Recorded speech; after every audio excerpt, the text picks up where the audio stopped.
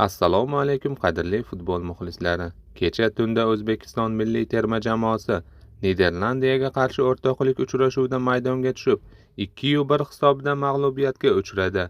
Niderlandiya tarkibidan Cody Gakpo har ikkala golni penaltidan kiritgan bo'lsa, bu gollarga Igor Sergeyev bitta gol bilan javob qaytardi. Uchrashuvdan keyin zaxirada qolib ketgan futbolchilar o'rtasida yopiq uchrashuv ham o'tkazildi. Bu uchrashuvda Azizbek Omonov hamda Avazbek O'lmasaliyevlarning gollari evaziga terma jamoamiz 2-1 hisobida g'alaba qozondi. Uchrashuvdan keyin har ikkala terma jamoa bosh murabbiylari o'yin haqida o'z fikrlarini bildirishdi. Ronald Koeman: ikki o'yinda ham ikkita golni ham penaltidan kiritdik. Bu albatta o'ylantiradigan holat. Bugun birinchi bo'limdayoq 2-3 katta imkoniyatimiz bor edi. Summerville to'pni noto'g'ri qabul qildi. Malenda darvoza oldida yaxshi vaziyat bo'ldi. Biz vaziyat yaratyapmiz, lekin gol urishda qiynalyapmiz.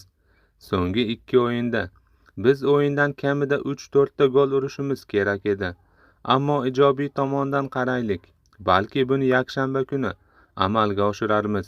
Ijobiy jihati, biz vaziyat yaratyapmiz. Agar vaziyat ham yaratilmaganida bu jiddiy muammo bo'lar edi. Hozir esa unday emas. Bizda gol urish uchun sifat bor.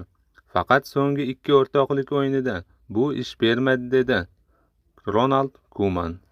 Fabio Cannavaro: menimcha, biz ko'plab ijobiy jihatlarni ko'rsata oldik.